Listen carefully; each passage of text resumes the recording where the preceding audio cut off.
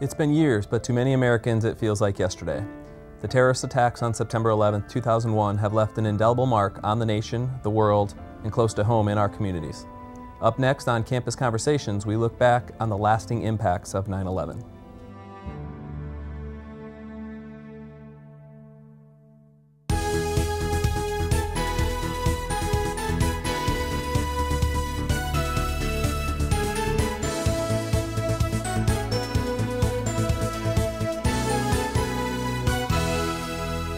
Hi, I'm Marcus Rosano. And I'm Aram Hisami. On September 11, 2001, our lives changed. The United States was attacked within its borders, profoundly affecting the country's sense of security and stability. The attacks, which we know to be the work of terrorists, have left a lasting impression on so many. So today on Campus Conversations, we'll explore the impact of 9/11. It is a day that I, like so many others, remember clearly where I was and what I was doing and whom I was with. I remember clearly that I was taking the exit for the Rockville campus. I rushed in, parked my car, listening to NPR, and trying to find a television set to see what was going on. Ironically, I was getting ready for my morality and contemporary law class at 11 o'clock, and it was quite painful to see the expression on everyone's face. I remember that finally they had to shut down the campus. And it was a fiasco to try to get out. And I remember clearly how we tried with some of my friends to call the Red Cross and answer the call for giving blood. That's a day I will never forget as well. Field reporter Fritzi Bodenheimer was on campus recently to hear firsthand what people remember about that day. Pearl Harbor, the landing on the moon, the assassination of President Kennedy. These are all days which hold a special place in American history and in our memories as well. September 11th, 2001, I was in a 5th grade classroom. First thing I remember is how bright and clear and crisp the morning was. It's a beautiful day. I don't think I'll ever forget where I was. I was actually leaving my home, getting ready to come to work.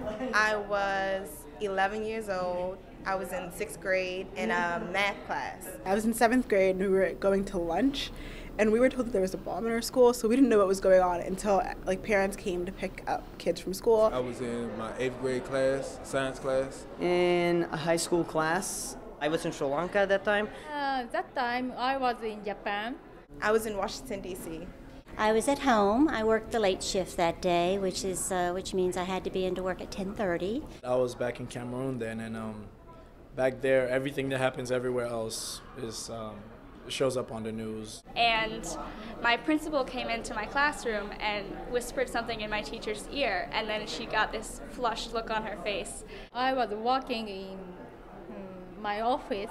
My husband called me maybe around 9 a.m. and said, turn on the TV quickly, planes are flying into the World Trade Centers. And I remember them turning on the TV and we saw the building in smoke. We saw the people, all the carnage and all the, debris on the ground from ground zero. So that's what I remember the most. I just remember the chaos of it, really. We heard that the second plane hit, and then of course we realized that it was not just an accident, this was deliberate. It was overwhelming because at that point I was worried about my family either way. I was worried about my dad and where he could be and what could happen next. Students were dropping out like flies because their parents were coming to pick them up. It wasn't very far into the class and it was on their minds, so we discussed what we knew at the time. Everybody was very worried, and someone came around and dismissed class. Someone in our class suggested that we pray. Those who wanted to did, and we left class. I was just kind of frightened. It just really startled me that somebody could act that heinous against a country, against innocent people. I remember the first thought was that it was sad. I was young, so I didn't quite understand. Traffic was crazy, all the security things that had to take place, and we were living just outside a city that was impacted. All flights stopped. Military flights flew over our neighborhoods. That was a little bit scary. It was such a devastating feeling to think that we had been attacked, but I'll never forget that day. All I can remember thinking is, very specifically. I was worried about how we might change based on the events of the day. And right away, to me, things changed. The metro was closed down, roads were clogged. I live in downtown DC, and very soon after, barriers went up. Places that we could have walked previously, we were no longer able to walk, and that really continues to this day. Like everyone, my world changed after September 11th, 2001. I'm Fritzi Bodenheimer for Campus Conversations. Thanks, Fritzi. Joining us to discuss those lasting effects is Daniel Santore, a sociologist who teaches at Montgomery College's Rockville campus. Thank you, Dan, for joining us today on this episode of Campus Conversations. Thank you. Let's go back to the days after 9/11 and how that impacted us on a sociological level, how we looked at each other. And then, if you can, bring it back to 10 years. How are we looking at each other today? How are we dealing with the people inside our own country? In the days immediately following 9/11, which are quite memorable to me, having lived in New York at the time, in New York State, there was a sense of a galvanized country, I think. The presidential approval ratings in the couple of days following 9/11 were through the roof, above 90%, if memory serves. And beyond survey-type data like that, there was a sense of true kind of camaraderie and solidarity. And I think that we saw that carry through for some period post 9/11 in the months that followed. The military interventions that followed 9/11 were perhaps among the first indications or opportunities for a schism amongst Americans, divided an opinion as to whether those interventions made sense. And of course, the racial and ethnic fallout, particularly in New York, but throughout the country, also that fallout ramped up in the months that followed. Today, there's change and there's continuity, I think, from those early days following 9/11. Americans today are just about as fearful of an attack as they were in the months that followed 9/11, and so in that respect, not a lot of fears have subsided. On the other hand, there's I think a greater appreciation and interest perhaps for international affairs that has grown over the past 10 years. And I think that appreciation has grown in fits and starts, but to a large extent is probably a good thing for the country.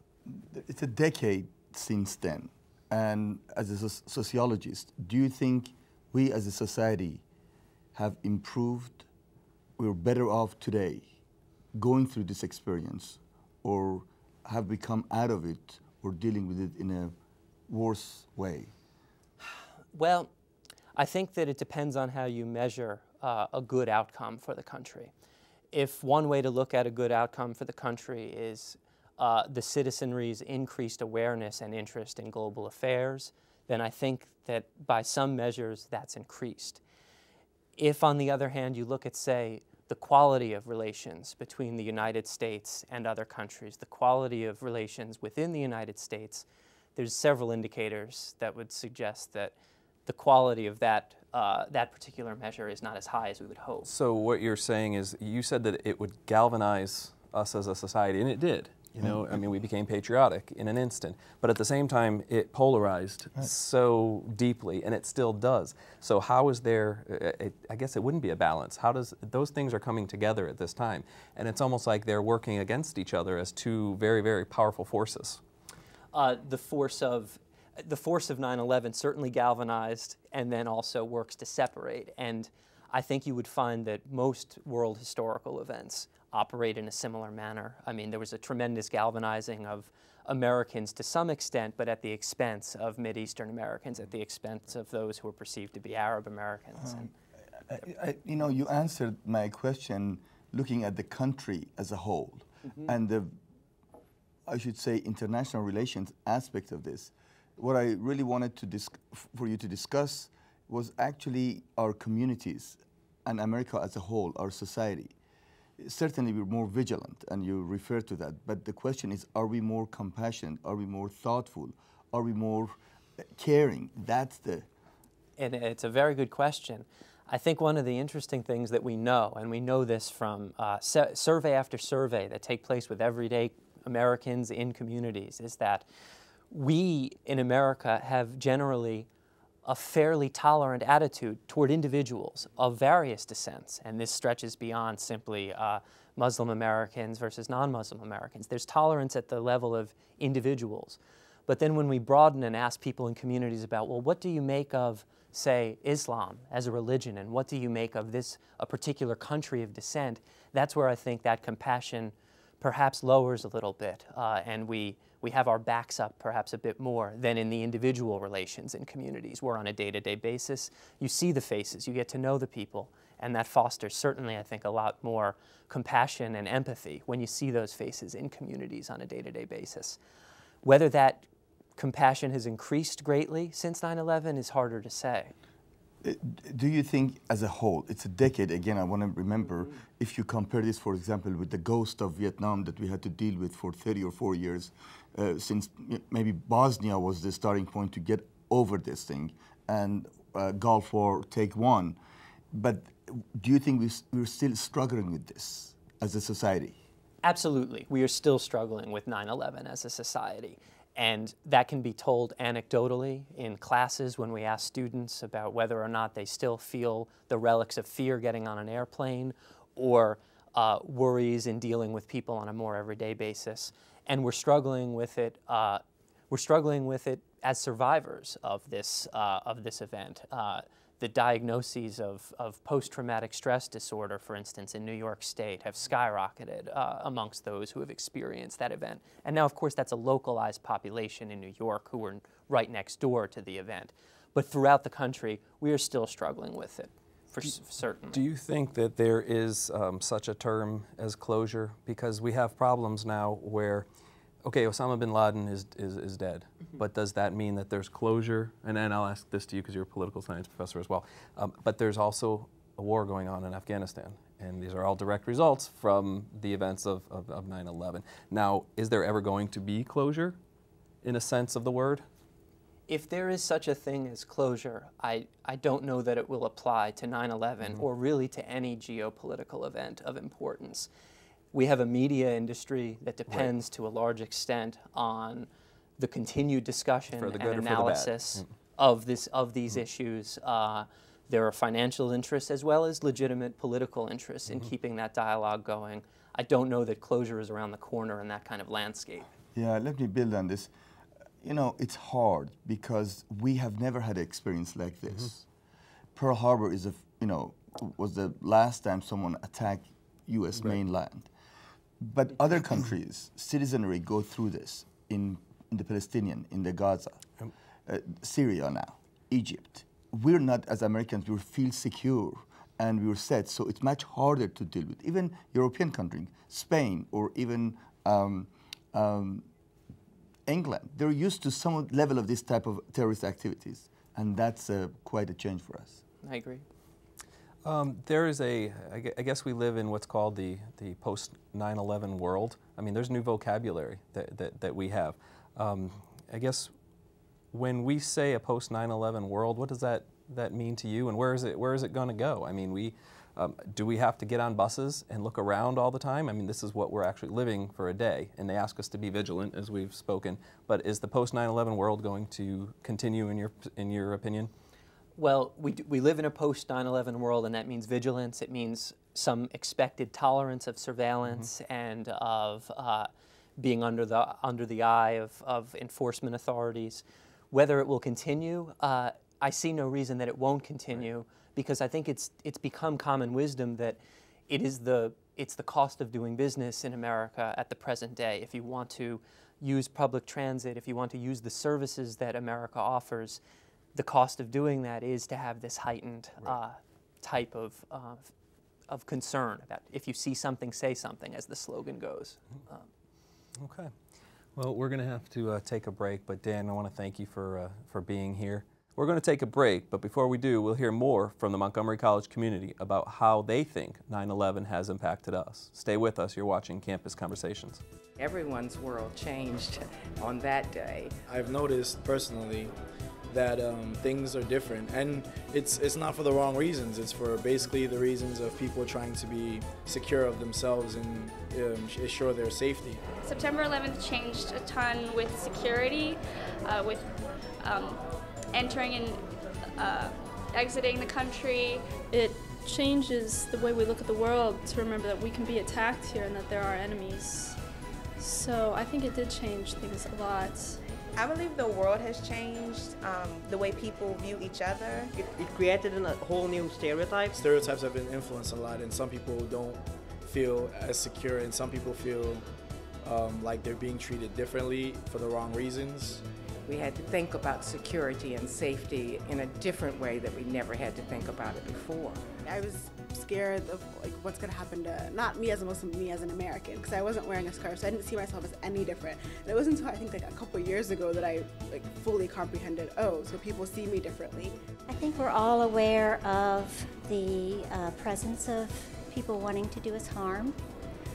Before, I think we were pretty placent in our homes and in our nation, thinking that possibly we weren't susceptible. I guess maybe a little more aware, maybe a little more, I wouldn't say scared, but a little more protective. Definitely has had a lasting impression on us as American people. My dad got deployed to Kuwait, and so that it gave us a different perspective on how things were, I think.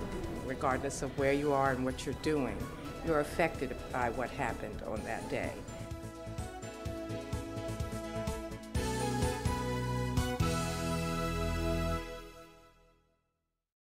America's economic prosperity in the 21st century will depend on cybersecurity. With over 1.9 billion people online across the globe, cybersecurity jobs are in high demand to protect our public and national security. Master today's technology by enrolling in the Montgomery College Cybersecurity Program.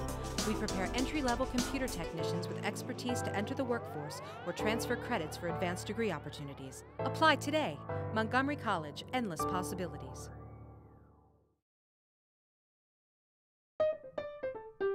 In one word, convenience. I travel a lot for work, so being able to take the classes when I needed to and when to work on them whenever I could. I took my laptop with me and did classes from hotel rooms. The ease of use is probably a 10 for me. I would definitely recommend it. I actually have recommended it.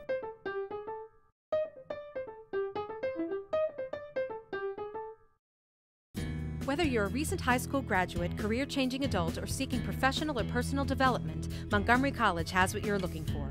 We offer more than 130 programs of study as well as workforce development and continuing education to prepare you for a rewarding future. Take advantage of our small class sizes, award-winning faculty, and flexible scheduling. Evening, weekend, and online classes offered. Apply today.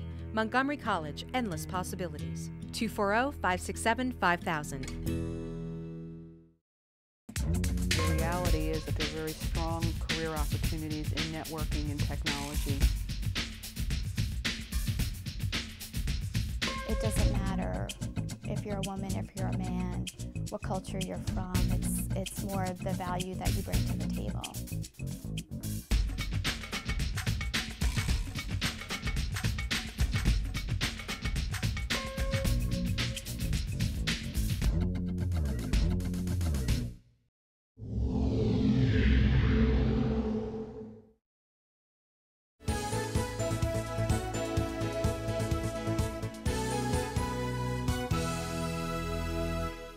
Welcome back. We have been talking about how September 11 has impacted us. One result of the terrorist attacks we need to acknowledge is how we think about safety and security in the United States, something almost always taken for granted prior to 9/11. With us now to discuss the impact locally and how Montgomery College is answering the call for emergency management training are Chris Voss, Director of the Montgomery County Office of Emergency Management and Homeland Security, and Professor Kathy Dayton from Montgomery College's Fire Science and Emergency Preparedness Management Program. I want to thank you both for being here. Chris, let's talk to you first. How have the events of 9/11, and there's some other events that we have talked about that affected us directly, and your business directly, and how have those events changed and how maybe you guys train, how you have prepared for events, disastrous events like this?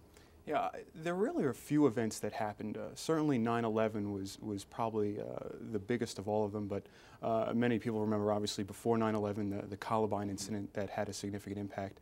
And then shortly after 9/11, you had both the DC sniper incident, and then a few years later you had Hurricane Katrina. Together, these four events changed, I think, the industry tremendously. After 9/11, obviously there was this enormous focus on terrorism that sort of changed a bit, I think, after Hurricane Katrina, where suddenly the country took more of that all hazards approach, where it wasn't just about terrorism. Obviously, natural disasters were impacting people as well. Do you think people separate those issues or those incidents? The Columbine High School is local, individualized, whereas worldwide terrorism is a different story. Do you think we have made the adjustment locally and nationwide? I think every one of these incidents is a little bit different for a different group. I think the Columbine incident, and one of the reasons why it impacted the community so extensively, was because a lot of people saw that happening potentially in almost any school. There are some events that you could sort of mentally remove yourself from. I think that, earthquakes, for example, I think that, people in California think about earthquakes maybe a little bit more, and if you're in Florida, you think maybe a little bit more about that hurricane than you even do here in Montgomery County. But in reality, one thing that's interesting about Montgomery County is we're really susceptible to many, many types of incidents. Unfortunately, terrorism is a part of that equation as well. But really, there are a lot of different incidents that we need to sort of prepare for. So I think this community here, I'd like to think that every incident has an impact and changes the way that we do things to make people potentially more aware and more prepared as well. But I think it's really about the big picture. To talk about preparedness and how are we actually making our community more prepared? And Kathy, you're actually teaching the curriculum. Correct. And tell us a little bit about that and how you can do that at Montgomery College. Well, a year and a half ago we began our Emergency Preparedness Management program. It's an Associate of Science degree. It also articulates directly to University of Maryland's University College's program in emergency management.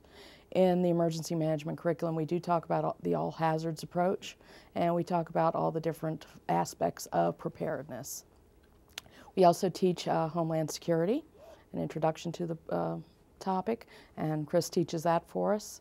We're also offering a new course in terrorism this fall, and we did have our first graduate this past year, so we are a growing program. So enrollment is? Enrollment is growing. Okay. When people are coming into these courses, what are they expecting to learn? A lot of them just come in thinking, oh, I'm taking it as an elective, right, just to see what emergency management is all about, and then they get hooked, because we do talk about all of the different aspects that impact everyone's lives, should it happen here, around the country, or around the world. So, I have a more specific question about the college. How have you contributed in changing the way we actually deal with that type of possible activity again? In other words, from the lessons of September 11, how have we adjusted in this college? If I could sort of answer, I remember, my undergraduate major was not in this field. I remember probably the number of schools that you could major in things like emergency management in the country before September 11th. I think there were 2 or 3 in the whole country. I think the future is bright because the people that we're looking at now, the people that we're hiring, almost every one of them have either undergraduate degrees, some of them have graduate degrees in this field of study. I think that in the future that's going to make them even more well-rounded. This is a new field, emergency management and Homeland Security. Although the industry's been around for quite a while, I think from a scholastic standpoint, I'm very happy to see that the college sort of took on this initiative years ago. I'm happy to be sort of a part of the program where we're sort of educating the students. And I think one of the nice things about the students, they're coming in is certainly they're interested. But I think this is one of those fields in a tough economy where there has been maybe more growth and more stability than some other areas. So hopefully in the end this will be a great marriage. I think students are learning things and sort of preparing themselves and hopefully earning a dollar and entering in a career. And talk about the careers. Where are the students going after their? Well, we're seeing students from all different careers. We're seeing them from criminal justice. We're seeing them from the fire service. We're seeing them from healthcare, because what is the most important thing that we see that it is impacted in someone's lives when there's a disaster, and it's their health. So we are one of the few programs that offers a public health course in emergency management. We're one of the very few at the associate's level. It's usually a master's level course. But since a person's health is so impacted by disasters, that we felt it was necessary for it to be included. And that's where we're seeing a lot of our students come from, is public health, because of the various things that are happening now. Not just disasters, but also pandemic flus and other types of incidents. So we are really training people in all sorts of industries that need to know about emergency management and how to help in their own fields, such as business continuity. If the power goes out, how are they going to keep their businesses going? So, if I could add, the one thing that I think is great about these programs as well is a lot of the students are people that are already in the industry that have come back to sort of maybe learn a little bit more about the scholastic side. So, you know, like I said, it's a great group of people. Okay. Well, thank you both. Yeah, thank you so much for coming. It's important to remember those that lost their lives that day. New York City office workers, airline passengers, emergency personnel, and those working at the Pentagon. All innocent lives lost. We are undoubtedly a changed community and a changed country as a result of the terrible events of September 11, 2001. Thanks for watching Campus Conversations.